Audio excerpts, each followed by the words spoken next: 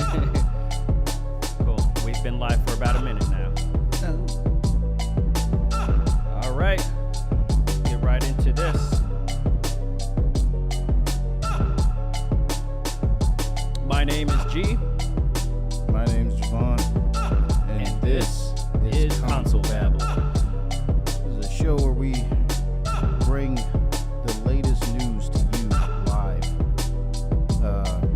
Or it may not be live by the time you're watching this. I think every episode has been live, but nobody's ever tuned in. But we do record them live, so if you're watching the recording and you'd like to see it live, just know that pay attention to your notifications, and every time we film one of these, it's usually live. Not usually, it always is. All 2 episodes have been live. Yeah, and if you like what you see, like, subscribe, and share amongst your friends, family, and loved ones. We would appreciate it. Thank you. Yep, anyone who's into gaming, want to keep up on the latest, just subscribe and turn on those notifications. And hit the like button, that'll help us out. All right, let's get right into the first story here. First story, Sony starts testing 1440p support for the PS5. So is this out already? Let's see, when was this article published? The 28th, so not too long ago, about a week ago. Sony is starting 1440p resolution support for PlayStation 5 console, a highly requested addition. Testers will get access to the PlayStation 5 software beta today. Oh, so it's in beta. Have you tested this at all? I don't know. I can't remember if I'm part of the beta program or not. Okay. Yeah, I haven't been around my PS5 for a while. So I haven't got a chance to you play know with what? that. Now I that do I have think a about 4K it, TV. I am not part of the beta program, and I am ashamed. Because when they did the beta for the expansion for the SSD, I wasn't able to take part in that because of that. And I already had the SSD, but I didn't have the beta, so I couldn't, test that until they put out the official. Well, how do you join the? I think it's like through the Sony website. I think you got to go on like PlayStation.com. Do you have to get approved, or you just sign up and then they you go on a little waiting list and then they approve you, and then from there you get to test out all the latest software that comes down the pipe. Okay. Yeah. All right. Well, this is the latest now. So if you are a beta tester, this is something you can. I'm sure you've already messed with by now. It's a 1440 is basically a 2K. There's a 2.7K resolution, so it's in between 1080 and 4K. And a lot of people have a 1440 monitor, so it's the sweet spot. Yeah, it's not too power consuming because sometimes 4K can be a bit much depending on the hardware you have. Yeah, and this is actually a really good thing because there's a lot of games that are trying to push a certain frames per second, and they either give you that option of 1080p at 60 frames per second or 4K at 30 frames per second. And some games are... So you're always having to choose between resolution and frame rate. Yeah. So if you get a high resolution, it's a lower frame rate. If you want a higher frame rate, then it's a lower resolution. Yeah. Well, we've seen certain developers really take advantage of that and make it better, like with Insomniac's Spider-Man or Miles Morales. Well, they had all kinds of options. I'm like, I don't know.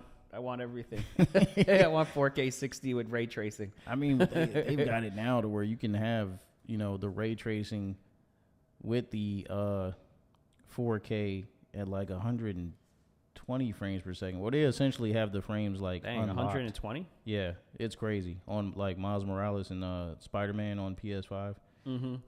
But as far as the 1440, Ratchet and Clank actually uses that, and they use 40 frames per second.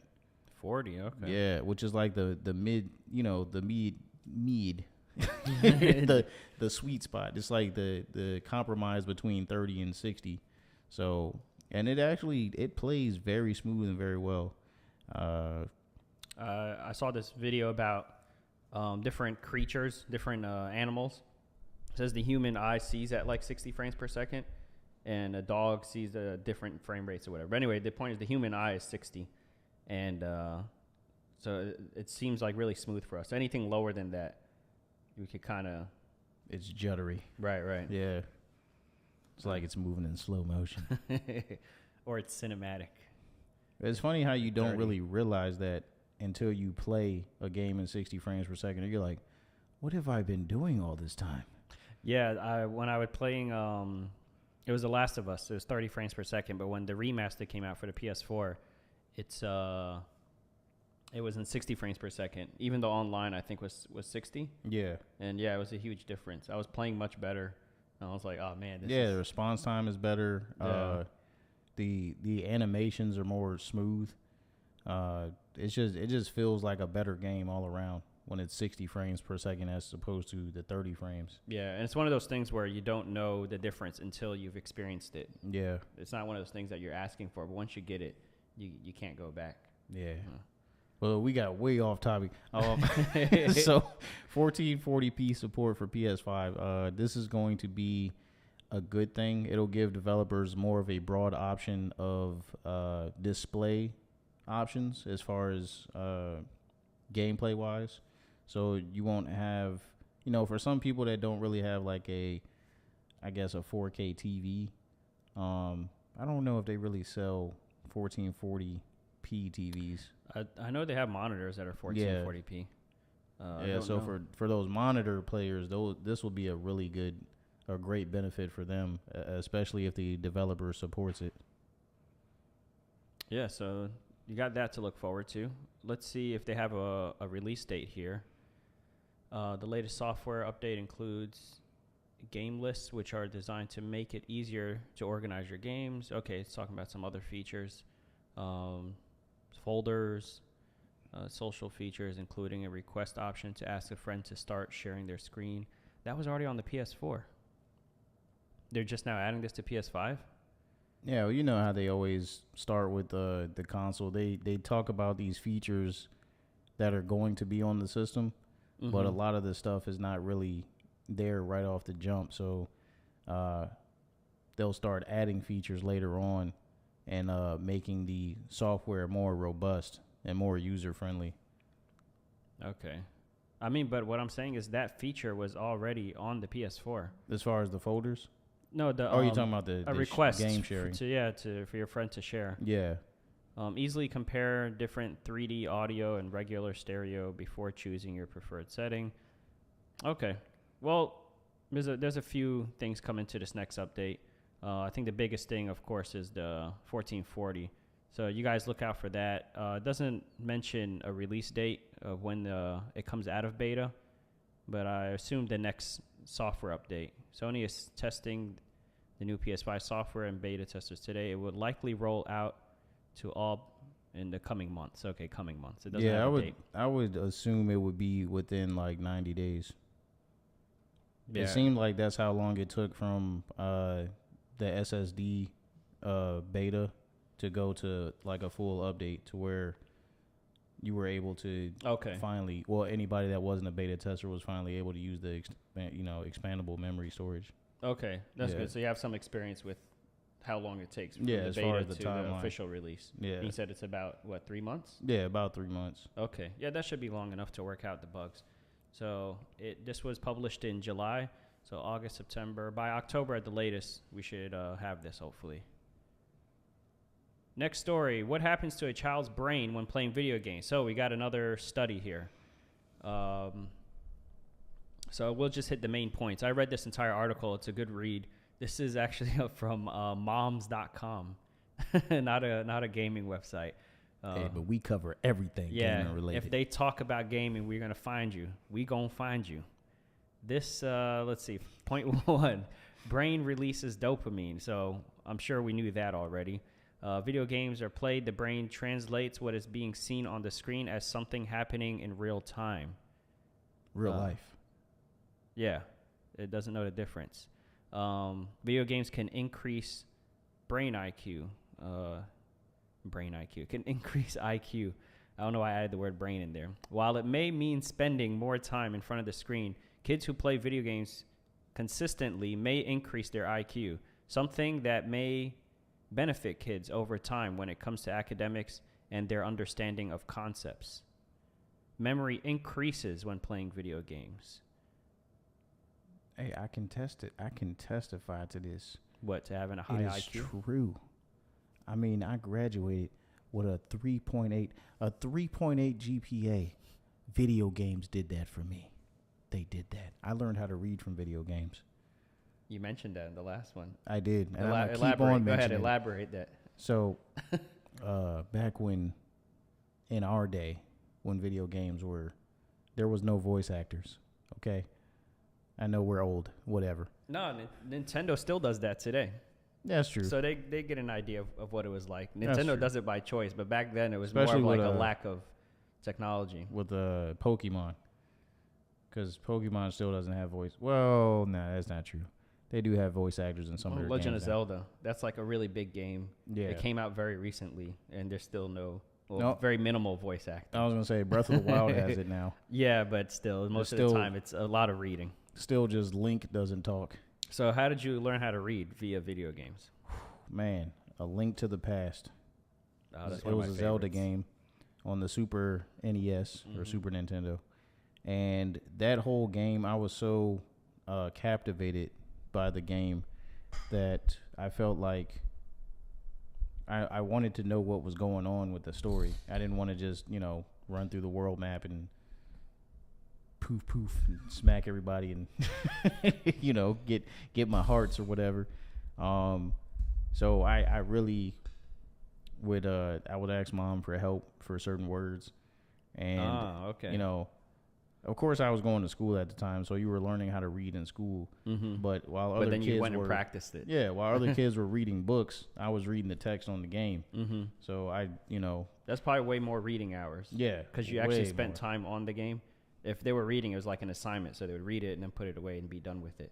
Yeah, and I would constantly go to NPCs in the towns or whatever, and basically hit the button and read what they would say over and over and over again. So I was constantly practicing on words, and there's words in the games that you wouldn't see in no kid's book. Oh yeah, definitely, yeah. Complicated verbiage. There's so many vocabulary words that I learned from video games. Right. Like I never heard the word incognito until I played Assassin's Creed 2. Wow. And I was like, what is that? Amazing. They're like, press triangle to go incognito. I'm like, what does that do? Oh, I'm sure most people learned it from web browsers. Yeah, probably. But I learned it from video games. All right, we got on a side tangent there, but a very interesting side tangent. So, memory increases your memory. It says here, gaming can increase memory and the ability to recall facts as an adult for those who played video games as a kid, something that those who did not play video games as a kid can claim. Did I read that weird? Gaming can increase memory and the ability to recall facts as an adult for those who played video games as a kid, something that those who did not play video games as a kid can claim. Okay. Video games make the brain more adept at multitasking. Yeah, I mean, because while you're playing a game, you're multitasking. You're looking at the screen. You're pressing buttons that correspond to certain functions in the game, which you also have to memorize what those buttons do. Mm-hmm. So yeah, you're doing a lot of multitasking. Yeah. The HUD always requires that you know how to multitask. Yeah. Because like you said, you got whatever is happening on screen that you're reacting and responding to. But then you also have like your health, you have like your ammunition, you have your inventory, you got like every corner is filled with something. So you have to keep track of your corners. Yep. And keep track of what's happening at the same time. Which is why there's actually a similar article to this I read a few years ago saying that gamers make better drivers. And driving, you're doing the same thing. Like you got the main thing, which is the road that you're focusing on. But then you're also checking your mirrors. You're paying attention to people's signals. But if you're good enough of a driver, even without signaling, you could tell this car wants to get over. This car's about to switch lanes and he's not using his signal. And so you kind of pick up on stuff like that. because you're used to multitasking. Yeah. Whereas someone who doesn't play and also you're used to, I think this wasn't in the article, but I think, when you're holding a controller, you're controlling something else via like an accessory. In a car, you're controlling something else with just a steering wheel and a gas and a brake. With a controller, you have 14 buttons on there that you're swapping between. Yeah. So constantly. Yeah. So you only have 3 inputs. It's steering wheel, gas, brake. So that's much easier. And if you include your signals, that's what it brings it up to 5. Yeah. So it's much simpler than playing video games. So if you're a really good gamer, you should be a good driver. I don't know. Theoretically. Well, that's what the article said anyway. The article said gamers make better drivers. Especially if you play Grand Theft Auto, where the worst drivers go.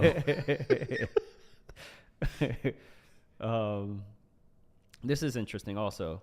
Multitasking. As gray matter increases in the brain, let's get back to this. As much as more gaming is done to increase the cognitive area of the brain, the more multitasking can be done. This is in both gaming world and in real life as well. According to NPR, the area of the brain that controls multitasking is the frontal cortex. This is the area of the brain that is used by gamers to play their chosen games. So you exercise the frontal cortex more.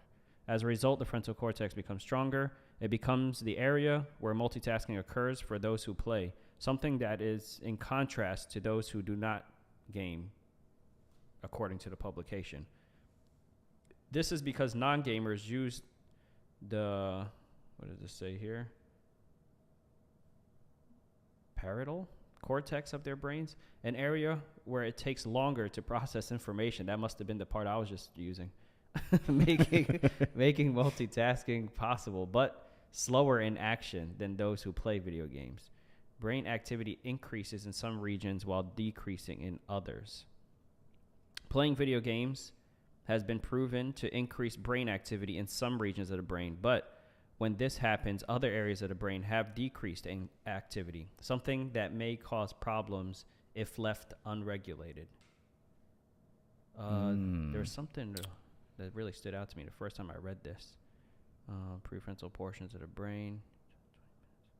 According to brainfacts.org, when kids play violent video games, the activity in the prefrontal portions of the brain increases in just 10 to 20 minutes of playing. This is the area that controls everything from arousal, anxiety, and emotional reaction, according to the publication. So, yeah, this is if you want more details, go through and read the entire article. But these are just kind of the bullet points. On moms.com. Moms.com. Shout out to moms. Shout out to the moms out there. This was written by Jessica Tucker. Published 1 day ago. Okay, so this is very recent. We breaking news right here. Breaking. Hey, and them games be helping, man. They don't just help with increasing that brain activity. Keep them kids quiet. Let me tell you, boys, you ain't got them games in their hand. They be running around trying to find all kinds of stuff to do. Increase their daily gaming to more than average. They will see a 2.5 IQ point increase over the course of just a few years. That's a long time. So I don't know if that's significant, but it's it's something. Sound like a bachelor's degree. Somebody tell me if 2 IQ points is a significant difference. If you got, I don't know, 200 IQ point and I got 202.5, how much smarter am I than you? I don't know. Yeah, I don't know how big of a difference that makes. Because I don't think it's what you got. I think it's how you use it. You know what I'm saying? Wait. Oh, this is the part. Adults who played video games as a child had better working memory. As such, they could better recall events and manipulate information for both long-term and short-term memory. This occurred even if video games were no longer played past adolescence. So if they had a childhood where they played video games a lot, even if they stopped as an adult, they weren't playing video games anymore, that sticks with them, the ability to have better memory. Short term, long term. Yeah, I don't know how true that is, because as far as that short term memory, when I'm at work or even at home, I walk in a room and forget why I walked in that room. No, that's normal. That happens to everybody. But shouldn't my video game play and stop that? Is that what this article's saying? No, that's something they said when you walk through a doorway, it like resets your brain. So that's what happens. So like you're in the living room and you say, I'm going to go to my bedroom. I need my phone charger. Then you walk into the bedroom and then you're like, as soon as you walk through that doorway, it's just something with your brain where it's like, I'm in a new room. It kind of hits like a reset. And then you're like, why am I here? Yeah, that happens to me all the time. What happens is, though, you go back to where you were, and then you'll remember it. Like, go back to the living room, sit on the couch, and you'll be like, I need my charger. It's once you get back there. Yeah. Terrible. Anyway, we need to play some more video games to fix that. All right, that's the end of that story. Next up. What else we got? We got Diablo Immortal. Reaches 100 million from microtransaction spending. This is the game we mentioned, I think on episode 1, where you could spend $100,000 to upgrade one character. Yeah, forget all that. And we were like, that's dumb. But the thing is, you vote with your dollar. So if nobody's buying it and everybody's like, this is stupid, I'm not participating, then they got to move on and try to find some other way. But if they're making $100 million off of microtransactions, then it doesn't matter how much I say I hate it or you say you hate it or how dumb we think it is. They're not going to stop making $100 million. Somebody out there likes it. Yeah. Now, from what I heard from different game publications, the gameplay is actually pretty solid. So I think that's a big part of why it's having the staying power that it's having. Okay. And, of course, if somebody's enjoying the gameplay, eventually they're going to succumb to, Yeah. I'll just spend a couple of dollars here. I don't know, man. I mean, I end up doing that when I'm playing like Call of Duty. My homeboys will be like, hey, don't be spending your money on that battle pass, man. You don't need that. Don't buy that gun, man. You don't need that. But I want to be flashy, baby. When I step on the scene, you gonna know that it's me. You know what I'm saying? That's how I feel. The only thing that I've spent money on is the only game I've ever spent money on outside of purchasing the game is Uncharted 4. Yeah, Uncharted 4. and it was a dance on top of that. And if Factions had it, you would have spent it on there too. I wanted the dab. Oh my gosh. I think I spent money on a dab. And I wanted now I forgot the guy's name. How could I forget his name? The Sheikh. Oh yeah, from Salim. Uncharted 3. Salim, yeah, that was his name. Yeah, Sheikh Salim. I wanted Sheikh Salim dabbing. That's what I wanted. That was it. Then once I got it, once I had the dab and I had the Sheikh, then I was good. And he was good. That's all he wanted. That's all he needed. Yeah, that's the only thing. That's well worth the money though. So let's take a look at this. See what they're talking about here. By comparison, Pokemon Go, that one's a pretty popular one. I'm sure people spend tons of money on that. Past 100 million in microtransactions revenue after just 2 weeks. Oh my God. I mean, but it's Pokemon though. Yeah, everybody in the world was playing that game. Yeah. I remember that. Are people still playing it now? Yeah. I don't really hear about it. I guess they, probably not as much as they, of course in the initial release, but yeah, revenue after just 2 weeks. Dang, $100 million in 2 weeks. While Nintendo's Fire Emblem Heroes needed 10 weeks to reach 100 million in player spending. The report said Diablo Immortal was just released in China on July 25th, and that country is expected to significantly contribute to total spending. After first 2 days, Diablo Immortal was the most downloaded app in the App Store in China, and that's across all apps, not just games. In terms of spending by region so far, United States number 1, followed by South Korea and Japan. Okay, but how long did it take them to get to 100 million? I don't know. I'm actually That's pretty cool to hear, though, that China is expected to contribute to that in a way. I guess, even though I'm against the whole spending all that money on the game like that. Even though I was just talking about doing that myself. we both did.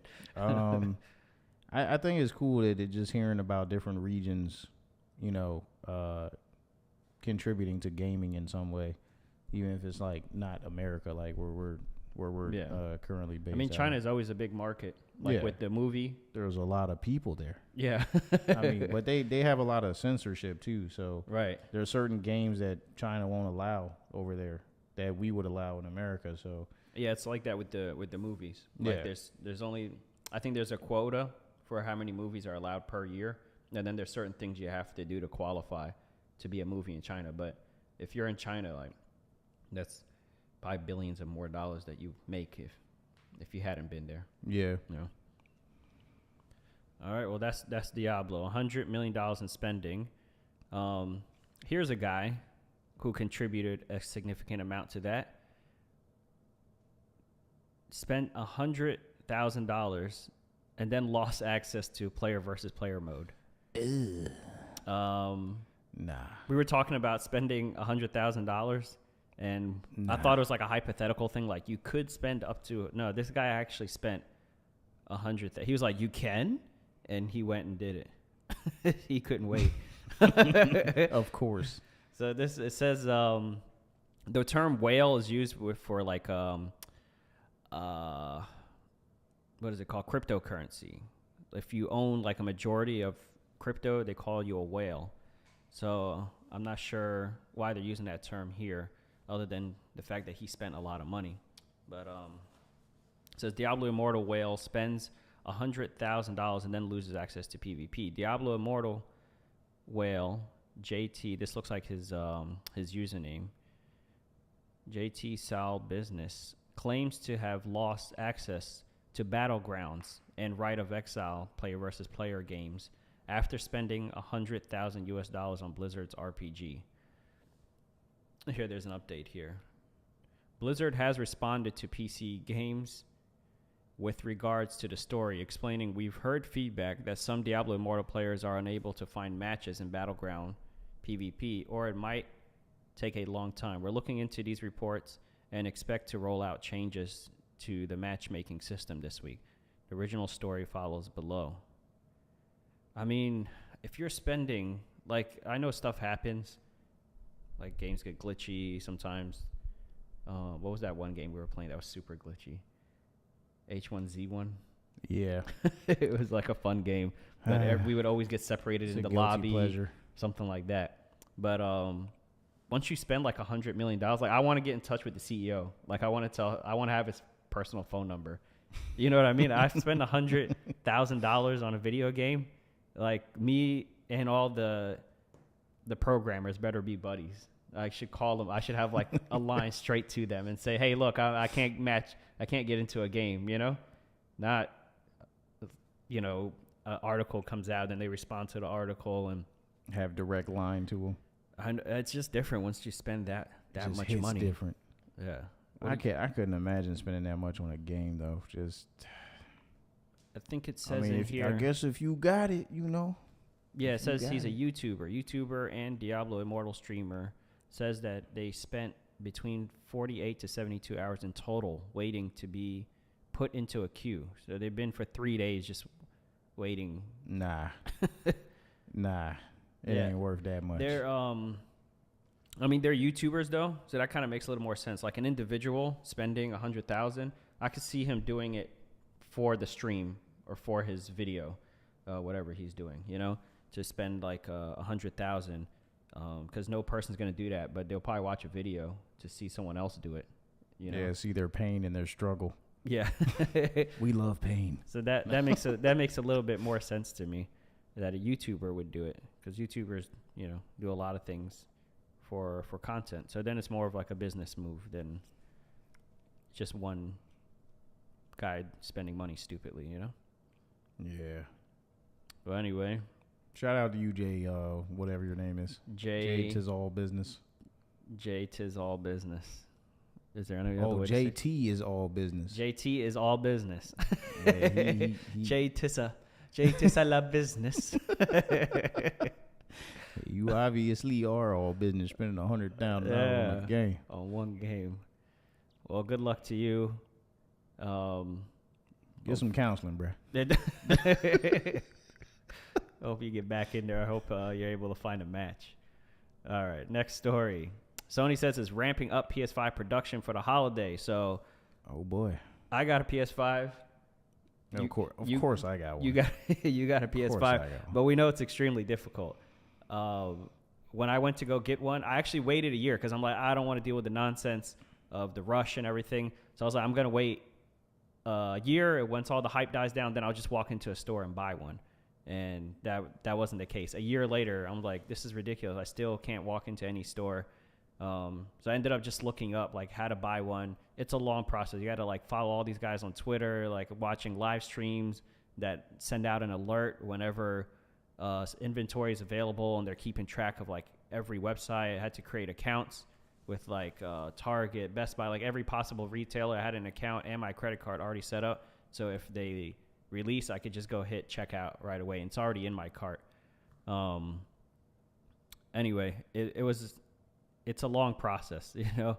It's probably, if you decide to get one, it took me about a week to go through that whole process and finally get one. So hopefully with this announcement here, they're going to make it a lot easier, and you won't have to go through all that. You could just walk into a Best Buy or a Walmart or something and just buy one.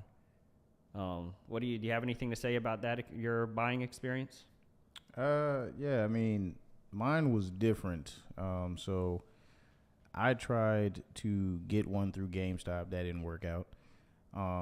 So through my company, or the company that I work for, they have a purchase program called Purchasing Power. It's kind of like Rent-A-Center or Aaron's, but online only.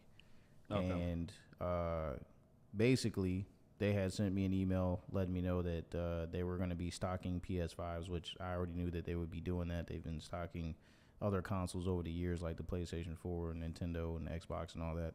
So I patiently waited for that to happen, and when it did, I quickly jumped on there. They had a couple of bundles with the controllers and a year of PlayStation Plus. I jumped on there as quickly as I could, purchased it, and got it. Now, did I pay more than what anybody else would normally pay? Yes.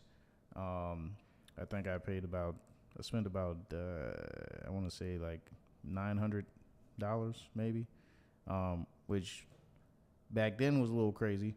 But right now, I think what the bundles are pretty much about that.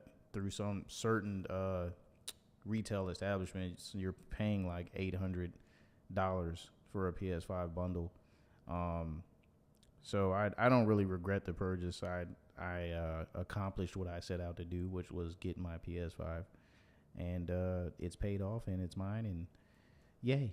Yeah, the bundles, yeah, $900 is about the price, because once I figured out the system, like how to get one, a lot of my friends were like, can you get me one? Can you get me one? So I ended up buying probably like 9 PS5s for different people. Sheesh. And 1 Xbox. The Xboxes were also just as difficult to get your hands on.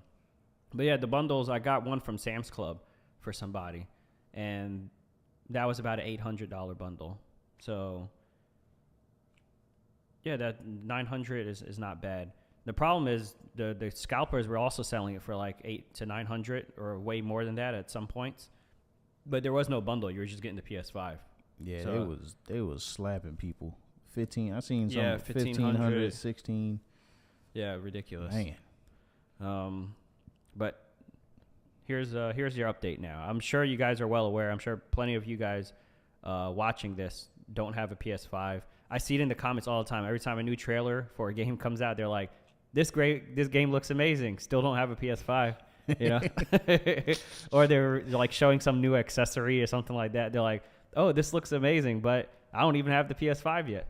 So hopefully this will help with that. Let's go ahead and take a look at the article. Sony Interactive Entertainment is hoping it'll be less of a challenge to get a PlayStation 5 this holiday season, thanks to what what it called a significant improvement in the supply chain. The company plans to increase the production of PS5 consoles ahead of the holidays. Sony said in its most recent financial earnings report published Friday, overall, Sony's gaming business is down as game sales were slow while PS5 consoles have been limited in production due to supply chain issues and recurring COVID-19 lockdowns in China. Sony still intends to sell 18 million PS5 consoles in the 2022 fiscal year and said it's working to increase supply ahead of the holidays. While we stand pat on our project of selling 18 million units PS5 this fiscal year, conditions surrounding the PS5 are improving. Chief Financial Officer Hiroki Totoki said during an investor call, as reported by Bloomberg, we plan to front load shipments for the year-end shopping season. So, of course, they're talking about Christmas, Black Friday, which is in actually just a few months. The holiday shopping season. Yep. So if you're trying to get one for the holidays, if you're trying to get one on Black Friday or for somebody on Christmas or something like that, then should be a lot easier to get one this holiday season, hopefully. Sony says it believes Xbox owning Call of Duty could influence users' console choice. So for those of you who don't know, Xbox is trying to acquire Activision, which makes at least one of the Call of Duty games. There's a few different publishers a few different studios that make the Call of Duty games, right? There's Activision. Yes, but they're all under Activision. Oh, they're all under Activision. Yeah. Okay, so if they buy Activision, they buy Call of Duty. Yeah. Man, if they get that as an exclusive, then that's obviously a huge one. I never even thought of like Call of Duty being a console exclusive, you know? Yeah, but I don't know. I don't think that Microsoft. Well, maybe they probably wouldn't do it right out the gate, but I mean, Uncle Phil has been saying, he's all about gamers being able to enjoy games as much as possible through any means possible. Of course, mostly through the Xbox brand, but Phil has been very supportive with like crossplay and all that stuff. Whereas we just mentioned how he was saying his most anticipated game was God of War. Yeah, and so he's not playing into like the console wars thing. Right. And Sony has been more rigid when it comes to crossplay. Usually when you see an article about crossplay with a game, it's usually Sony that's making it difficult. Yeah. Xbox and Nintendo is usually like, yeah, sure, why not? And Sony's like, nah, bruh, you gotta pay. You gotta pay to play with us. Yeah. Which is funny because Xbox invented the like pay to play online, and then PS3 followed, and then Nintendo. But now PlayStation is like, we really like this. Yeah, we like money. Yeah. But if it did become exclusive, it would no doubt, of course, make that a console influence choice. As far as what console do I want to buy? Well, that depends on what you play. And if you're a big Call of Duty fan and Call of Duty was only on Xbox, of course you're gonna buy an Xbox because you love Call of Duty. That's what you like to play. It's only on Xbox. You're gonna go to Xbox. Yeah. That's just how it goes. It's just like if you love Final Fantasy, not that Final Fantasy is exclusive to PlayStation, but majority of Final Fantasy's titles come out only on PlayStation, so that influences you to get a PlayStation.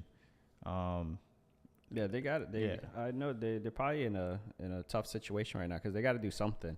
Because like PlayStation has like every reason to have a PlayStation. Like what's an Xbox exclusive? The only thing people can name is Halo. Well, I mean, you got Gears of War, and they got Fable that hasn't released yet. They got Forza. Forza, yeah. Racing games, they die pretty quickly. And yeah. So And then you could just go on forever with PlayStation. You know, they got The Last of Us, they got Uncharted, they got God of War, they got Horizon, they got Days Gone, Death Stranding. Ghost of Tsushima. Yeah, Stray. That's not even a AAA. We'll only count AAAs. Even if you just counted the AAAs, you know, no indie games. Like, it's just a Spider-Man. Spider-Man, that's a huge one. Xbox. You know, Wolverine is Wolverine when it comes out. That's going to be an exclusive. That's also Insomniac. So, I mean, it's just like they have to do something. And I could see them saying, well, this is the easiest one. Like, if we get Call of Duty, we already know people like Call of Duty would make that an exclusive.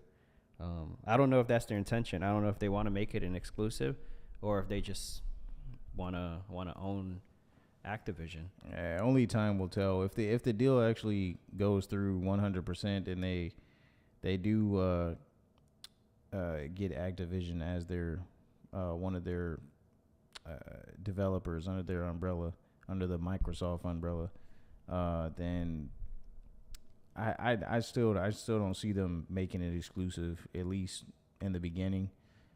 Maybe in the future they might end up doing that, but I don't see them making that exclusive. I heard they even got rid of like Killzone.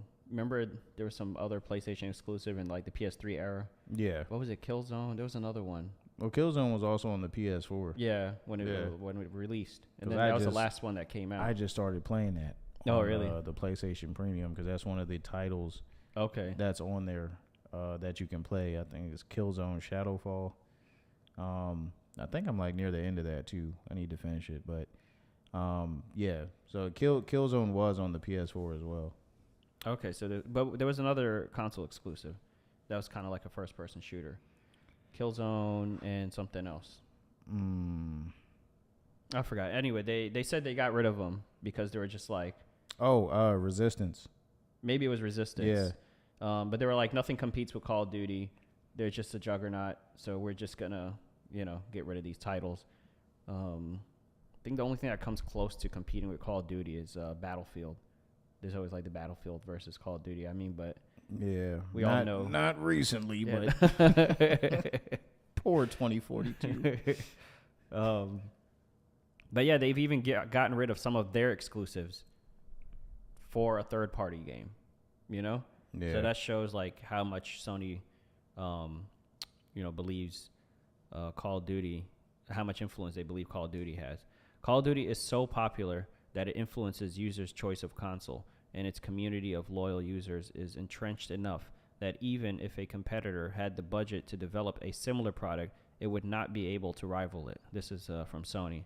Sony went on to explain how the huge resources Activision puts behind Call of Duty are the core reason why it believes that FPS series is unlikely to be rivaled by a competitor. Each annual Call of Duty release takes about 3 to 5 years to develop, as Activision releases one Call of Duty game per year. This equates to an annual investment of hundreds of millions of dollars, it explained. Approximately 1,200 people work on each version, and another 1,500 are involved in publishing and distribution. Thus, Call of Duty alone has more developers than most game companies employ across its entire development portfolio, including AAA studios. So and this is true because Call of Duty is like developed by multiple studios. Sometimes it's one Call of Duty will be developed by Infinity Ward. Mm-hmm. Another one will be developed by Sledgehammer Games. Mm-hmm. And so when one has a Call of Duty coming out, the other studio is already working on it. Yeah, because they said it takes them 3 to 5 years. Yeah, which is how long it used to take between like Naughty Dog games. Yeah, but there was only one studio, so they're able to have yearly releases, and at the same time take 3 to 5 years to develop a game. Yeah, by just alternating back and forth. Because of they kind of had it on a good schedule between those studios to where it never seemed like it took 3 to 5 years for those games to come out. Yeah. Because they were always, once one came out, then it was like shortly after that where you got an announcement like a few months later that another one was coming out. and it was like, man, how are they doing this? But you do that when you because that's their cash cow. That's Activision's cash cow. And people are still playing it. They're still buying it. Yeah. Which is hard to do because eventually you think that the games are, because I hear people complaining, oh, this is not as good as this last one. This is not as good as they used to be, stuff. But look what they say here. Even in weaker years like 2021, Call of Duty still managed to outperform most other games by a considerable margin. Call of Duty Vanguard 2021, for example, was widely regarded as weaker than previous year's title, but was still one of the best-selling games of 2021. So even like the worst-selling Call of Duty game is the best-selling game of the year. Of the year, yeah. Which, I mean, in other words, even in a bad year, players remain loyal to the brand and continue to buy the game. This is the way I look at it. They could say, you know, the sales were weaker and blah, blah, blah. But if you think about it, it's kind of like when you go see a Marvel movie. Marvel has all of its fans for those films. Mm-hmm.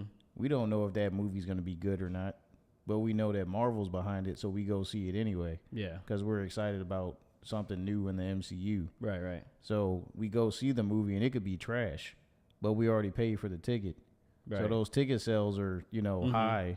And then they're like, oh, it did really well. Yeah. Yeah. Even though the reviews will come out and be like, you know what, this is the worst MCU film that ever was released. Kevin Feige's losing it. Blah, blah. You know, but the ticket's already been paid for. So it's kind of like with this Call of Duty situation where we talk about Vanguard's the weaker of the, you know, whatever, but it still sold a lot for this year or 2021 when it released. And that's what that just reminds me of, is that the fans are always going to be there for Call of Duty, and they're always itching for the next best thing. Kind of like the people that are into the sports games, the guys that still ride or die for Madden or NBA Live or 2K or whatever, or FIFA. Yeah, which they changed their name, by the way. You know, they got rid of the FIFA name. No, I didn't know that. That's a story we could have covered if we started this podcast a few months ago. Right. If we were into sports. Yeah. But it's called Football Club now. Wow. FC. Yeah. Wow. Well, I mean, yeah. Side note, there you go. There's your news. That's going to be confusing for somebody. Football Club? Where's my NFL teams? Yeah. It's like another Madden. But here, this part of the article answers our question here. In its first response to Microsoft's proposed acquisition of Activision, Blizzard published in January, Sony said it expects Call of Duty games to remain multi-platform due to contractual agreements. But how long are those contracts? After that, I guess it's up to Microsoft. Yeah. And that's what I was saying before. I don't think it's not gonna be exclusive to Xbox, like, because of those contractual agreements. Sorry, it took me a long time to get my arms up. But yeah, man, because if you think about it, I feel like Call of Duty probably makes more money on PlayStation than it does on Xbox. Not to say that Xbox doesn't have a huge Call of Duty base, because of course it does. There's a lot of people that still play on Xbox, but PlayStation just has so big of a marketing machine behind it that there's a lot more, I guess, PlayStations in households than there are Xboxes. Yeah, and I think they made an announcement when like the PS5 came out. They were like, PlayStation is the home of Call of Duty. Remember that? Yeah. Which basically means like everything that comes out will come out on PlayStation first. Yep. And then I guess it's like a timed exclusive, right? It'll come out on PlayStation, then it'll come out on like Xbox. And of course, DLC packs and all that stuff. Right. Map packs, whatever comes out. But of course, they're going to choose wherever they're going to make the most money. So if there's more PlayStations and they feel like there's more players there, they're going to go with PlayStation. So I wonder what Activision, do they even want to be bought by? Oh yeah, of course they do. Well, I mean, I feel like Because when they lose money in the long term, I mean, if they're choosing PlayStation because it gives them more sales, they'll make more upfront because they'll buy them for however many billion, but then they're gonna have weaker sales long term, especially if they go exclusive.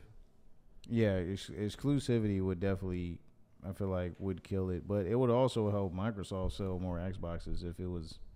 Yeah, You but know, that's for console Microsoft. exclusive. But how does that benefit Activision? Well, I mean, if they're under Microsoft, and Microsoft makes more money, Activision makes more money. I guess so. Yeah, I guess more people would. That's the idea, is that more people would buy the Xbox. Yeah. All right, well, we'll see what happens with that. I hope they do not go exclusive.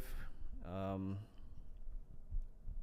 of hope the deal doesn't go through, if that means they go exclusive. If it means they stay multi-console, then whatever, buy them, you know.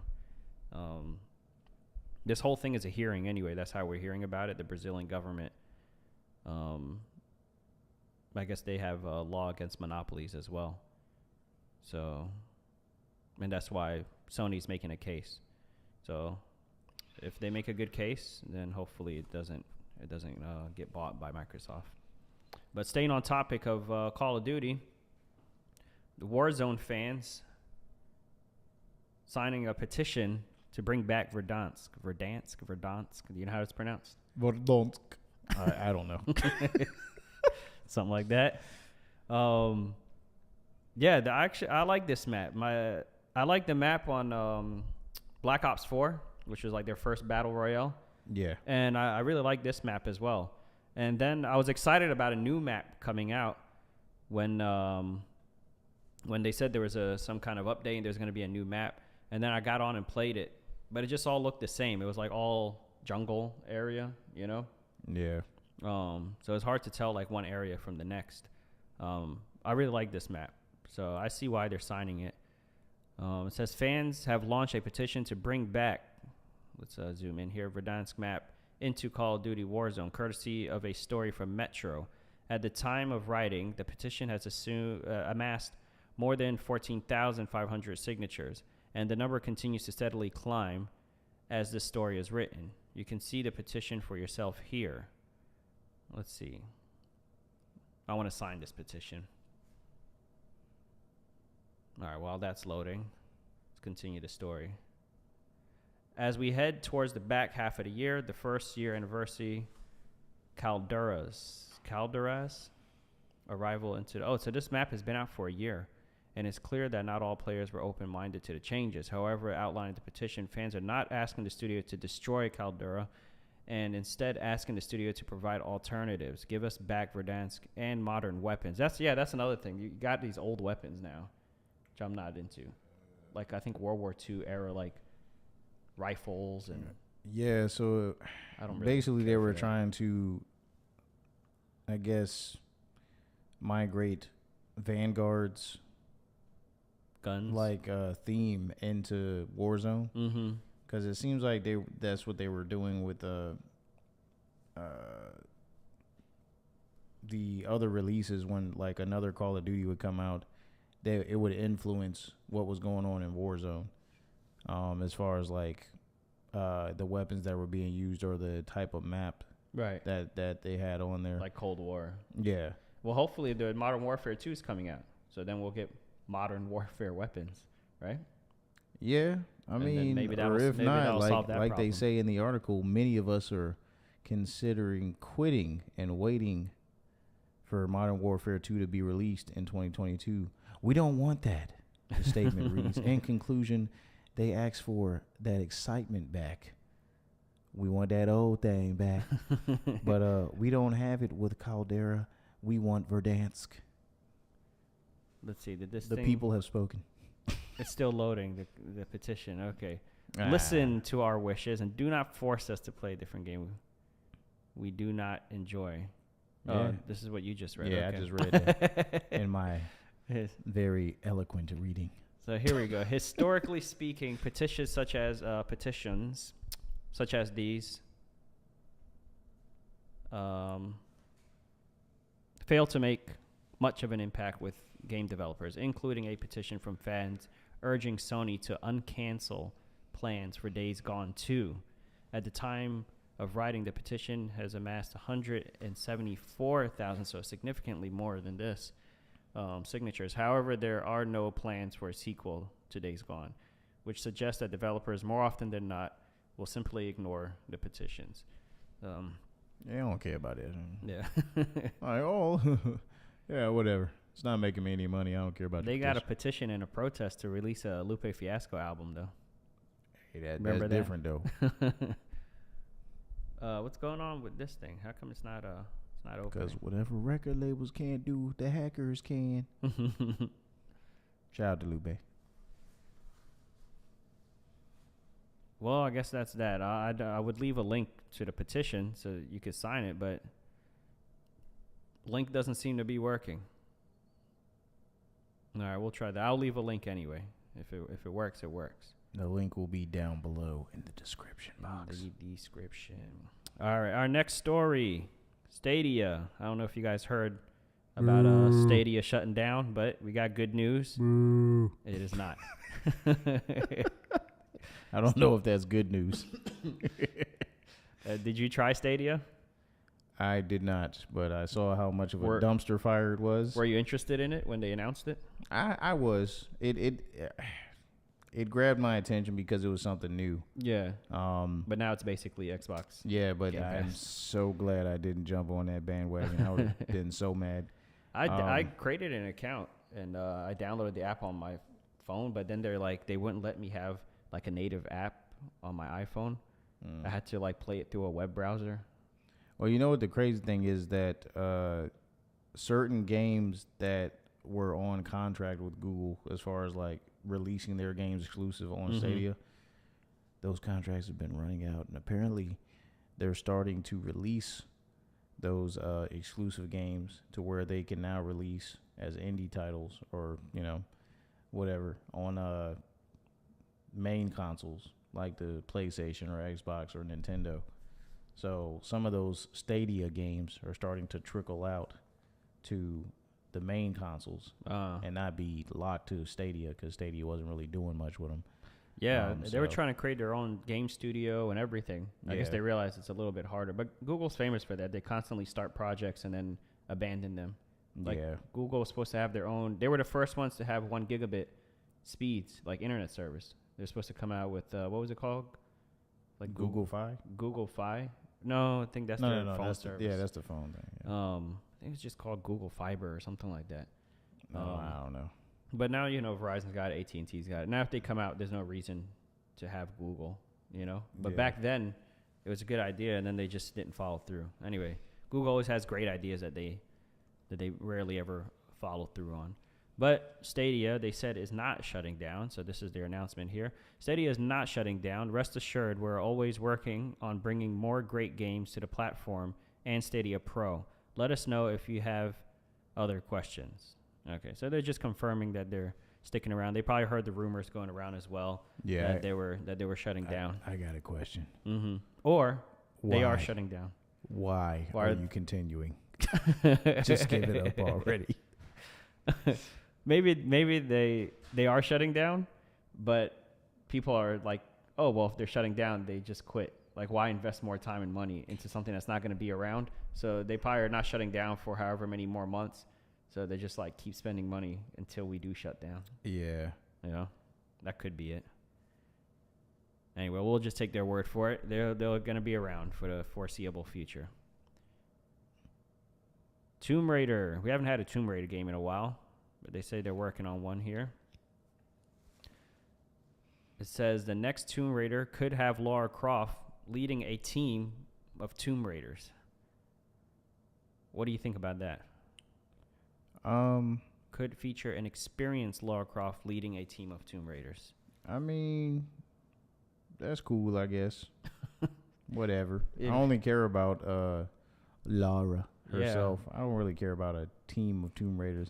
I hope they don't try to take that and make it into some stupid multiplayer thing. A battle royale Tomb Raider. Yeah, some ridiculous that is like, come on, man, really? Where they try to force multiplayer into a story. For some reason, the first thing I thought of was like Assassin's Creed Brotherhood.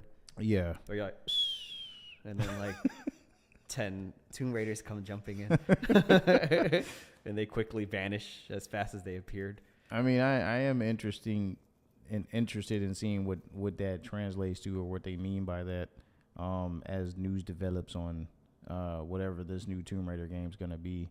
But I feel like Laura's always had a team, somewhat, especially in the new trilogy that they did. Because that's true. They have like a bigger cast. Yeah, she had like supporting people that were like part of her crew or whatever.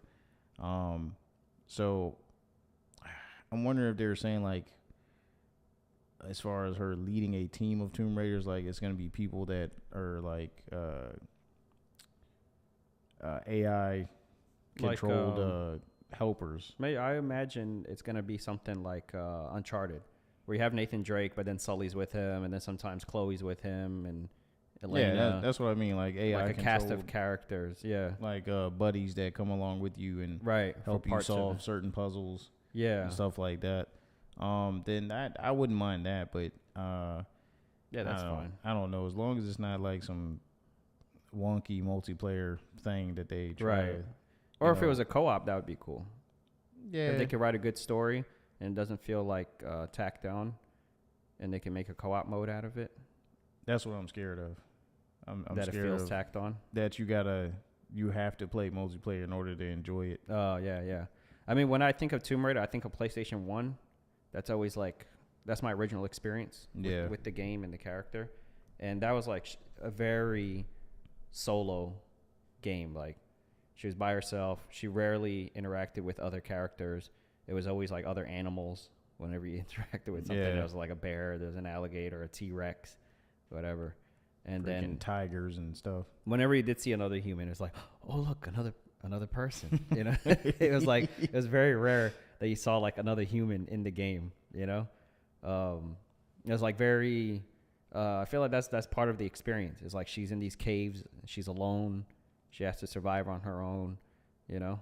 I think even the kind of the reboot that came out on the PS3, she was alone a lot of the game, trying to get back to her crew. Like once the ship crashed, she was alone a lot of the game. Yeah. So, yeah, I think a big part of Tomb Raider is her being by herself. So, I don't know. They got to do it right. They got to, like, the story has got to be the reason that they're doing this and not any other thing. Like, if the story is really good and it needs a cast, but if it's, like, some gameplay mechanic that they think is, like, going to, make more money or something like that, then I think they're going to do it wrong. What does it say here? Lara Croft is now at the top of her game. The alleged script reads, "Gone are the days of the young, inexperienced woman dealing with matters of legacy and familia reckoning." Laura has let go of her childhood and fully embraced the life of an adventurer. Her legacy career has been lauded and printed in tabloids. Tall tales of adventures have inspired new generations of Tomb Raiders to seek their fortunes in the world. With this new phase of her life, Laura fully accepts her place among the ruins. For many years, Laura plunged the depths of forgotten places, played cat and mouse with many nefarious opponents, and worked to uncover, preserve, and protect the lost secrets of the world, lest they fall into the wrong hands. Is that what she did, though? Did she preserve and protect the lost secrets of the world? Or was she just, like, going after a treasure or something? Hey, whatever. The script then describes what appears to be a team setup for the new Tomb Raider, which could see multiplayer. I thought I said multiplayer. See multiple characters involved in core gameplay. Additional Tomb Raiders have speaking roles in the alleged script, including characters Devendra and Tanvi. Do you remember these characters? Nah, those are new. Okay. As the years have passed, Laura has become lonely at the top. The story synopsis. Okay, so there's going to be multiple Tomb Raiders. So, is this... What is this? A teaser trailer? This looks like a game, like a mobile game, based on the graphics. This isn't the game they're talking about, is it? What's Maybe it's a concept. Reloaded? I don't know. This looks like a mobile game to me, doesn't it? Yeah. What in the world? Tomb Raider Reloaded. Okay, I was gonna say on the Google Play Store. Yeah, coming to mobile. I knew it. Yeah, it definitely looked like a mobile game. All right, so that's not the game they're talking about here. This game's gonna look more like this. All right. Yeah. Well, let me know if you guys are interested in something like that. Would you guys play a co-op Tomb Raider or a multiplayer Tomb Raider, or you guys want them to just stick to their roots and keep it a solo game? It's just a Solo, please. Please, for the love of Allah, please. All right. Speaking of single-player games, EA boss says that single-player games are really, really important, despite live service games dominating. Oh, yeah? Which EA boss is that? Because I think he's lying. Andrew Wilson Oh, I don't know who that is. stated the importance of single-player games despite multiplayer games dominating the game's company output. So not just the industry, but their, like EA's pockets themselves are mostly making money from multiplayer games. During the company's first quarter earnings call yesterday, Wilson was asked how single-player games fit into its portfolio. He described them as really, really important, although Chief Financial Officer Chris Suh also followed up, noting that live service games account for over 70% of total businesses. Well, yeah, the multiplayer, of course, is going to make more money because there's microtransactions. You can continue to spend money, continue to come out with updates. A single player, you just play it once and you're done, you know? Yeah. That being said, you know, I still enjoy the single player. Like, that's when I think of gaming, I always think of my fondest experiences are playing through story modes, playing through single player experiences. And there are like a lot of good memories with multiplayer games and, you know, some of the stuff that you go through with your friends and stuff like that. But I would say I enjoyed the single player. Like, my favorite game is The Last of Us, and you don't really think of multiplayer, even though it does have a really good multiplayer mode. The first one does, but that's one of my favorite games of all time. It's because of the story. You know, the story to me is what makes the game. Yeah. What he said. You have anything to add to that? I mean, look, man, video games to me are definitely, for me, is definitely about a story. And when you play single player games, yeah, there's some people out there that just want to play a game to, you know, have fun, which of course you want your game to be fun. But the story is what really sells a game these days and what really draws you in and captivates you and, you know, really transports you to that world that you're playing in. Story is very important. In multiplayer games, maybe not so much because you're just trying to have fun with your friends. I mean, there'll be a light story, but single player games, definitely story is very important. And that's why they do so well as far as single player, because they captivate their audience with the story. And I feel like without that, single player game is not really as great as it could be. But the reason why these games resonate so much with people is because of the story. And we've probably said story like 500 times. But yeah, man. Out of all of it, I'd say like 80% of the games that I play, if they don't have a good story, I probably either don't touch them or they just sit on my shelf. And Yeah. I may dip into them every now and again. But if they don't really grab me with Yeah, the story is what gets me into the game. Yeah.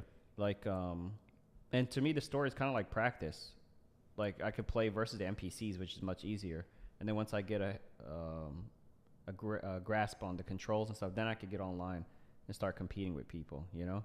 But that's the reason I never got into like Fortnite, because I can't just jump in and start competing with people because they've already been playing it for a while. You know, then I don't get to learn the controls or anything like that.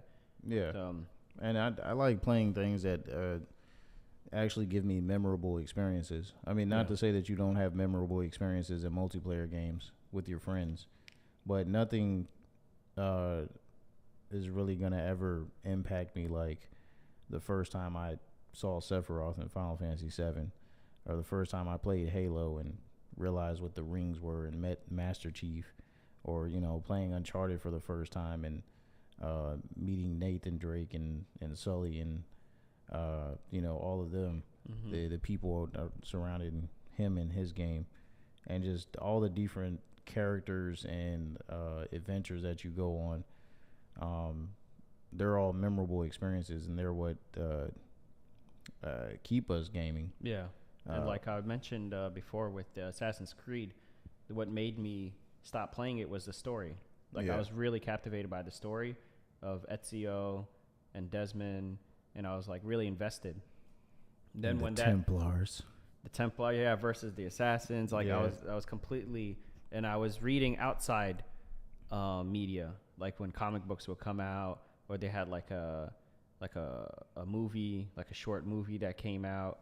Not the one with what's his name, Michael Fassbender, but I ain't even watched it. I haven't either. But remember they had like this movie with the voice actors from the game, like played the roles and stuff. Yeah, I would watch like all that stuff because I wanted more of the story, you know. So when that story to me concluded, and then they had some weird like half-baked story where they just wanted to make another game, even though I heard the game was really good, because the story to me wasn't that interesting, I never played that game, and that's when I fell off. Black Flag. Yeah, Black Flag, yeah. Because if you weren't Desmond, you were like a game developer and became like really meta. Like all the previous Assassin's Creed games that I had played were like in the game, you know, you were in some game studio, and now the Animus was like a game developer thing. I was just like, I'm not into all this. This doesn't make sense to me. So... Yeah, I mean, it requires the story is what gets you invested. That's the long and short of it. Yeah. So single player games are definitely needed in the gaming space, because they bring about experiences that are memorable, like I said, and they also bring about things that I feel like they can give you the fresh ideas. And yeah, just you get incredible stories out of them. A lot of these games are, as far as stories, are on par, if not better than what you see in the theaters, which is also cool. It's like you're a part of, you get to play a movie, but you know, you're in control of the outcomes or whatever. I saw a really good video on YouTube talking about how video games is like the ultimate form of storytelling. Yeah. You know, it starts with the campfires and you tell stories there, and then it went on to literature, and then like radio shows, and then like well, I guess at some point there was like theater, like plays, and then it was movies and TV shows, and now it's like the highest form of storytelling is video games. Because you have all those things combined. You have like good writing, you have good acting, you have music, you have art, you have, and then it's interactive. You know, you can play with it. Yeah. So cinematography, animation, all kinds of crazy stuff. It's like every other art form combined into one. You know. Yeah. Production. Can't forget about the music. Oh, the soundtracks. Yeah. Man. Yeah, it's just it is the highest form of storytelling. So to move away from that, to take like the best vehicle for storytelling and then just use it for multiplayer only, and like move away from that, that wouldn't be good. But yeah, EA. And if you look at the top sellers exclusives we just named, all those are top-selling games are known for their stories. Yep. You know, Spider-Man does have a multiplayer. There's Horizon. I don't think Horizon has a multiplayer. Nope. God of War doesn't have multiplayer. Like, these are all. So, obviously, as much money as these multiplayer games make, there's still an audience for story games. It's not like some niche thing, you know, that only a small group of people appreciate. These are blockbusters. These are, you know, making a lot of money. So it's a pretty lengthy article. We won't get into the whole thing, but in conclusion, Andrew Wilson, we agree with you. Story is very, very important, or really, really important, as he says. All right, we covered this topic in a previous video, and it's about the loot boxes being banned. So I guess they were banned, but a new study finds that Belgium's loot box ban is not being enforced. The report says that 82% of the highest grossing iPhone games generated revenue through randomized monetization. In 2018, the Belgian Gaming Commission recommended criminal prosecution over illegal loot boxes, but loot box researcher Leon Y. Zhao found that many companies outright, where was I looked down for a minute. Ignored the ban. And measures to comply with the law were easily circumvented. The study noted among the 100 highest grossing Belgian iPhone games during May 2021, 82% had loot box features. The report went on to say that the policy has given consumers, parents, and policymakers a false sense of security. So you hate to see it. So I guess it's still, they banned it, but without enforcing it, it doesn't mean anything. So it's been banned. And like they said, that creates a false sense of security. And now they're like, okay, good. It's gone. But the game companies, I mean, you saw the last number. Diablo's making $100 million. Yeah. And the Pokemon funny thing Go about, made that, what did they say, in 2 days or something? Yeah. The funny thing about Activision is that on the bottom of this article, it clearly says that Activision just decided, oh, we're going to ban it. Guess what? We're just not going to release the game in your country. Then we don't have to worry about it. Yeah, that is an option too. It's like, oh, what a way to get around it. It just won't be in Belgium, since Belgium has banned loot boxes, have halted the service of titles. Others have responded by no longer selling or removing loot boxes within their titles, such as EA, Valve, and Rocket League developer Psyonix. Diablo Immortal won't be released. Diablo Immortal is like the poster child for loot boxes, for loot boxes right now. Yeah, microtransactions. It used to be EA, but now Diablo's taken some of the heat off of EA, and now it's Diablo. Won't be released in the country. They're like, yeah, that's fine. We're making $100 million off of these guys in the U.S. and China or whatever. We can afford to not be in Belgium. Anyway, that's the latest on that. It's been banned, but they're gonna continue to do it anyway. Or in the case of Diablo, they just won't release in those countries. So the only way to really change it would be if it was illegal everywhere, or if it was illegal in most places, like in their main markets. Yeah. Then they would find some other way around it. But as long as they can keep making money, then they'll just pull out of the markets where it's illegal. Especially if it's a small market like Belgium. I'm not sure how much they put towards video games, but it can't be as significant as China or Japan, or the United States of America. No. Yeah, if one of them bans it, then it's a big deal for them. All right, have we talked about Meta VR in this podcast yet? I believe we did briefly. Okay, well, here's another update from them. Well, we talked about them raising the price of the. Oh, right. They're raising the price by $100. Yep. That's already happened. By the way, it happened August 1st, not 20th. They said it's happening next month, so we figured, somewhere around the 20th. No, they meant like next month, like on the 1st. So, Man. if you didn't get one already, you're 8 days too late. That's up $100. But if you have one, or if you're still going to get one anyway, we got some potentially good news here.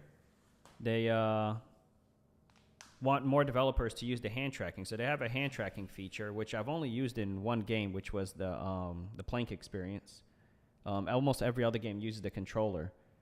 So Meta wants to change that, and they want to encourage more developers to use the hand tracking feature. So they came out with this software development kit, and then this preview. I haven't watched it yet, so let's go ahead and open this up. Okay, is nothing loading? It's not just the petition here.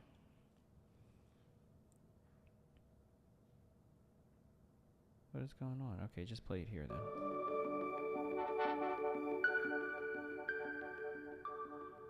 Lower this a bit. Oh, look at those nice silhouette hands. Oh, typing in numbers? See, it was a little buggy. I don't know if that's the game developer's fault or if that's the hardware. But the hands were a little bit glitchy, a little jumpy. So sometimes I would go pick up the controller. Hey, and you know what? You can experience this firsthand. I'm pretty sure that was an intentional play on words. Firsthand.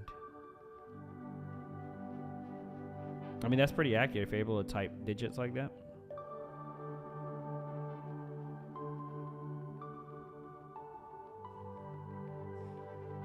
Yeah, that's pretty cool. Yeah, I hope I see this in more games. Would make it easier to just throw on the headset and not have to carry around the controllers, which use AA batteries. To just have the headset on, then you can start using your hand. The problem is most games don't use it, and I guess they realized that this was an issue. So that's why they came out with this SDK for developers to start putting this in more of their games. So hopefully we'll see a little more of that. Still not opening. All right.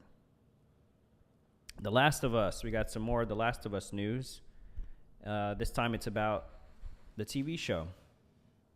So HBO's The Last of Us show set photos reveal filming of game accurate scene.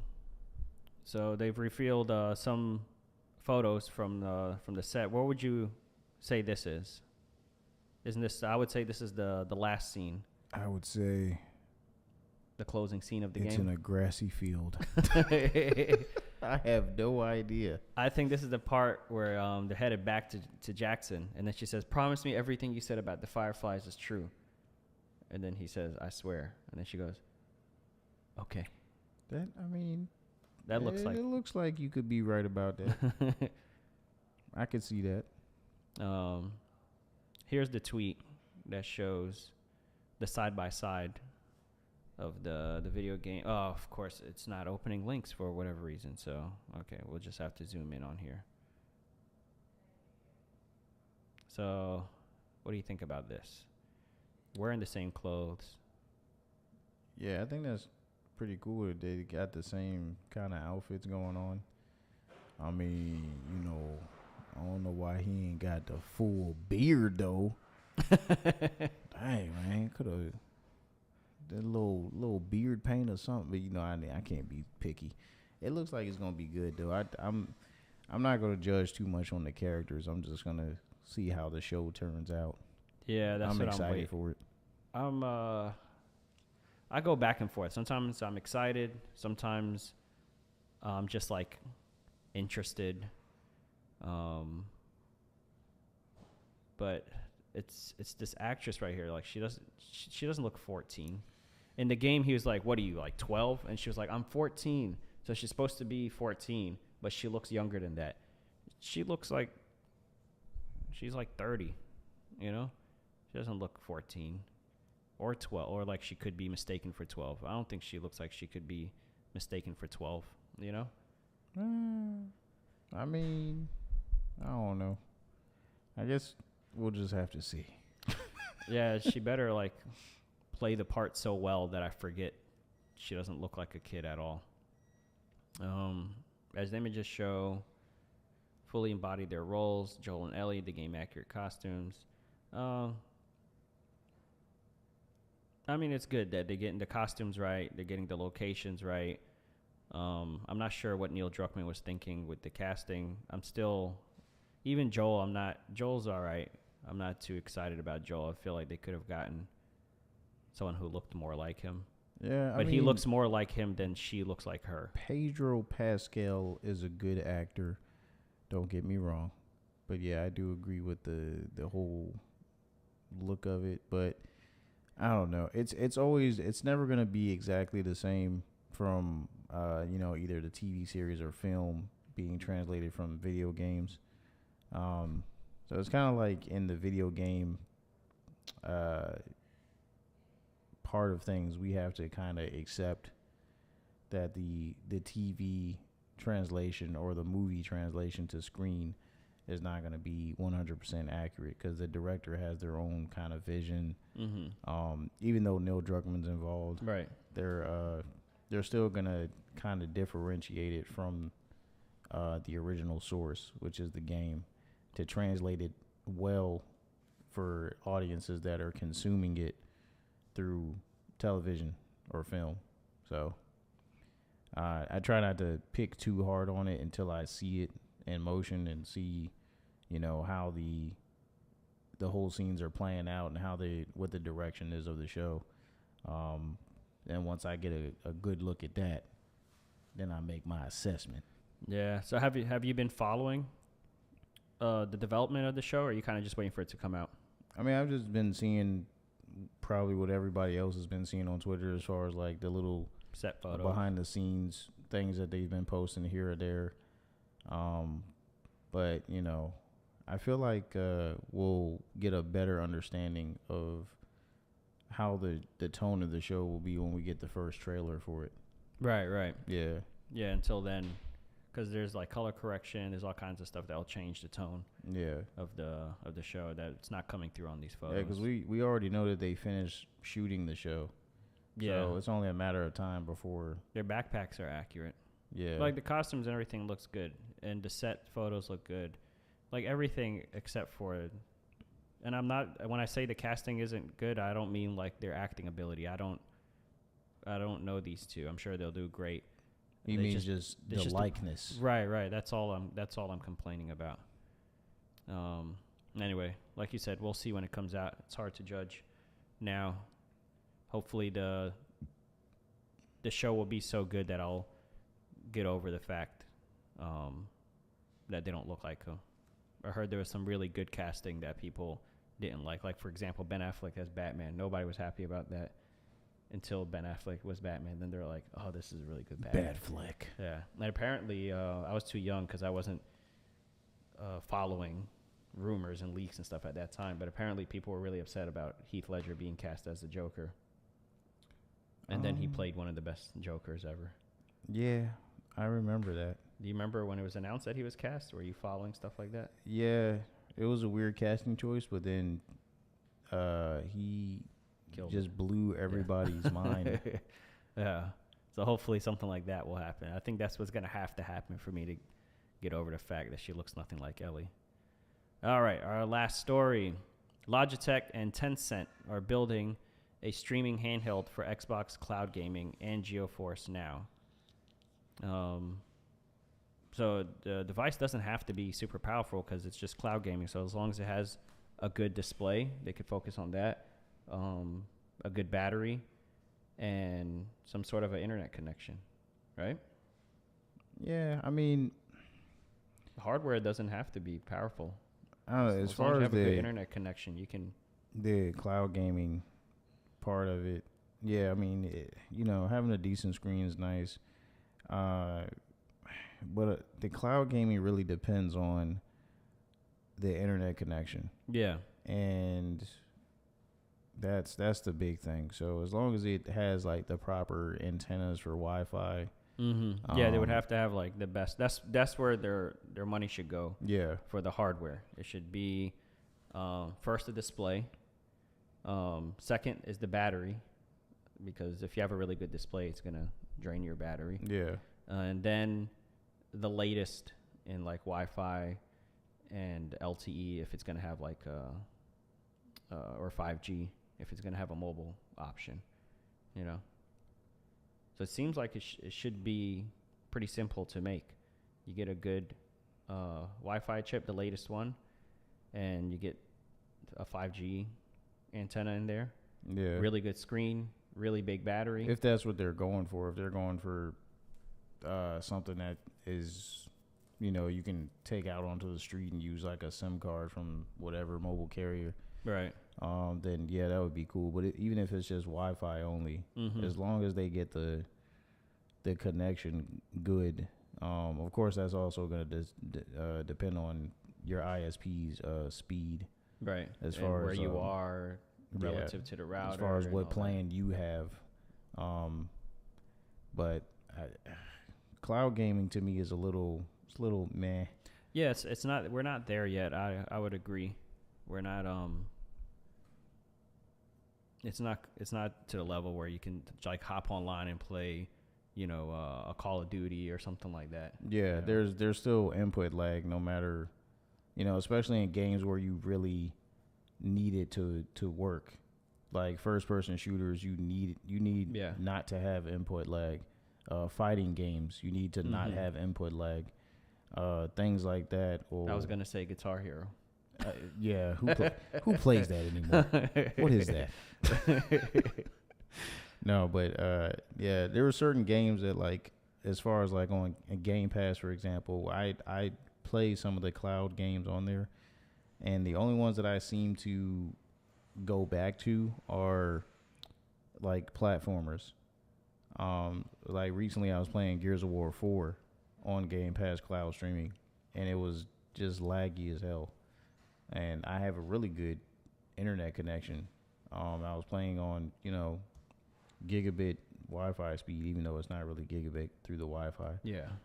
But it's never gigabit. yeah, but even with that really good connection, there's no other devices running the Wi-Fi in the house, and just turning the character to where you're trying to aim at a certain enemy. It was just a delay, like a 1 second delay in every input, and it was just annoying. It makes me not, I'm not very hopeful for the cloud gaming thing. Yeah, it's probably a bit early for that. It's kind of like how they came out with like an all digital PS5. Like I feel like they're trying to rush towards like cloud and gaming and all digital features. Like just slow down. We're not quite there yet. Yeah, physical only, baby. That's what happened to Dreamcast. Remember?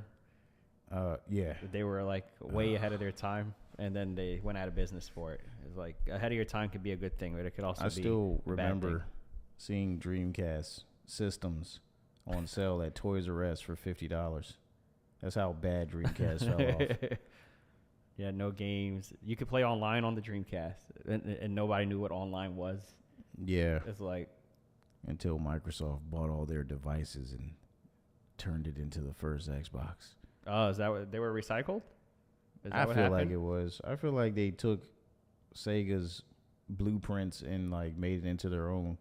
Because to me, the first Xbox controller kind of looks like the Dreamcast controller a little bit. Yeah, the Dreamcast controller was weird. It had like some attachment you could plug in at the bottom. I remember one of my cousins had a Dreamcast. Gigantic card slot in the top of the controller. Yeah. What was that for again? I don't even know. It wasn't around long enough for us to remember. But here's some more details about this Logitech streaming device. Teaming up with major games investment firm Tencent Games, which I believe is a Chinese company, Tencent. Yeah. You heard about them? Yeah, they hold a lot of game studios. They're one of the big major publishers that holds a big stake in a lot of the game studios that are out there. Okay. Yeah. I heard they were trying to be like one of the biggest shareholders in what was it? It was like Activision or Ubisoft or something like that. I forgot. The article kept coming up. I almost added it to this show. Oh, that was definitely Ubisoft. It was Ubisoft. Says they're raising their they want to raise their stake in Ubisoft, like as far as They want to be the largest shareholder. yeah. Anyway, the device is expected to support NVIDIA, GeForce Now, and Xbox Cloud Gaming, which should take a dab hand at playing PC games on the go, as well as being handy for Game Pass subscribers. Logitech G and Tencent are working with NVIDIA and Xbox to make this happen. The device will support multiple cloud gaming services, so not just Xbox, possibly Stadia. I mean, Stadia is already on everything. Boo. But you could add Stadia to the list here. And both companies are working with Xbox Cloud Gaming and NVIDIA GeForce Now teams, so gamers can play AAA games when they are away from their consoles or PC, a blog post says. Though very little has been released yet in regards to the actual device or its specifications. So, yeah, this is very early in development. Also, a side note, this website really wants me to buy a Razer Blade 14. Look at this. Razer Blade. Scroll down a little. Razer Blade. But I'd have to say, though, as far as that Blade. whole cloud gaming device, they're talking about, so you can play Game Pass on the go and whatnot. That's all well and good, but the Steam Deck is destroying everything right now as far as handheld is concerned. Well, that's probably the plan. The idea is to be a competitor for Stream Deck. They probably see them, they're having success, and they say, okay, we'll come out with some sort of, even though I wouldn't call it a competitor because the Stream Deck actually has hardware. Steam Deck. Yeah. What did I say? Stream Deck. Oh, that's this thing right here that I'm holding. This is a Stream Deck. yeah, but the Steam Deck, yeah, that's actual hardware. That's like a really powerful machine. Yeah, but the Steam Deck is, it's an emulation device. You can play Xbox Game Pass on it. You can play PlayStation on it, Nintendo on it, all kinds of stuff on it. It's a freaking PC, man. And I don't know. Just the handheld market is kind of exploding in a whole bunch of different ways. Like there's so many people trying to do different handhelds now. And when I think of handheld, I just think of Nintendo Switch. They obviously they got to be dominating when it comes to handhelds.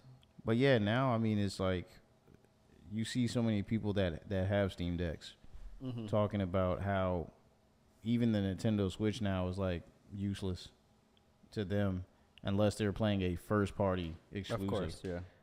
But other than that, everything that's on the Switch that's not first party, they can play on the Steam Deck. And it's better because the screen's bigger. Right. And, it's more comfortable in the hand. It's not just bigger, it's also like HD. Yeah. No. Yeah, there's that too. Oh, man.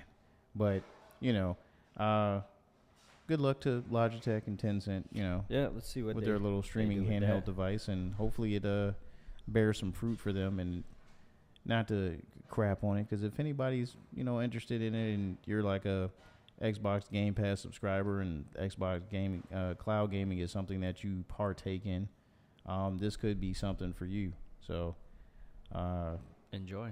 Yeah. You know who I want to see enter the mobile gaming or the handheld gaming is PlayStation. They had the PlayStation Portable, the PSP, they had the PS Vita, and they were decent consoles, and then they just gave up. Don't get me started on that. That's a whole rant and a half. Leave that for another episode. Go ahead. This is our last bit anyway. Go ahead, tell them how you feel. You know what? I had the Vita on me. It's in my bag. Oh, for real? Yeah. Go ahead, go get it. You came ready. You always carry it just in case someone brings up Vita. Here it is right here. Go ahead, show that to your camera. Man, it's got a lot of junk on. Look at that. Dang. And I repaired this too because the screen went out. I'm trying to keep this thing alive. Is that the one with the touchscreen on the back? Yeah, it's got the... Let's take a look at the back. You know what, let me take it out of this. Yeah. I have it in this little fancy case that helps with the ergonomics and adds a L2 and R2 function. Oh, wow. Okay. Yeah. Oh, there's a tap in the back of the controller? Yeah. Okay. Oh. Hope I ain't break it. There we go. Yeah, so back here, You've got the touch capacitive back. See how this is a family show. It's a family show. No. Now there's Hold features it up on a little here. bit higher. There's features on here that were kind of pointless, like the front facing camera over here. Nobody's using that. I don't know anybody that was really using that, or the rear facing camera. They tried to make it like a multimedia, like cell phone device almost. Right. And They the even one had that cellular, right? yeah, the one that I have is actually when 3G was a thing. Is the 3G Wi-Fi device compatible one? Wow, is that long ago? Yeah. 3G. And the thing that sucked about it is that you could only they locked it to AT&T. So if you wanted to have the 3G, AT&T. you had to get a 3G. Did you have data AT&T phone. already, or did you switch service providers just to No, get that? I never even did it. I was Okay. like, you know what? Nah, I ain't doing all that. Wi-Fi only, baby. But yeah, man, this thing is one of Sony's underrated treasures, and I wish they would have supported it more. It's funny how with every console, this thing gets brought up as remote play. Not And with the that's it. PS5. Oh no, they mention it. Really? Yeah. They're Oh. like, oh, you could play remote play on the Vita. And that's all the Vita just gets like a shout out, and then it's like thrown to the wayside. Like Sony just like, you can still use this. And then just throw it out. Let me see. It's probably just for people like you who have it. Yeah. They want to feel like, oh, good. There's still some use to it. Man, I remember. Yeah, this thing is built really well, solid. You don't have it charged, or is it charged? It might be charged because I always turn it off so that I can maintain some kind of battery.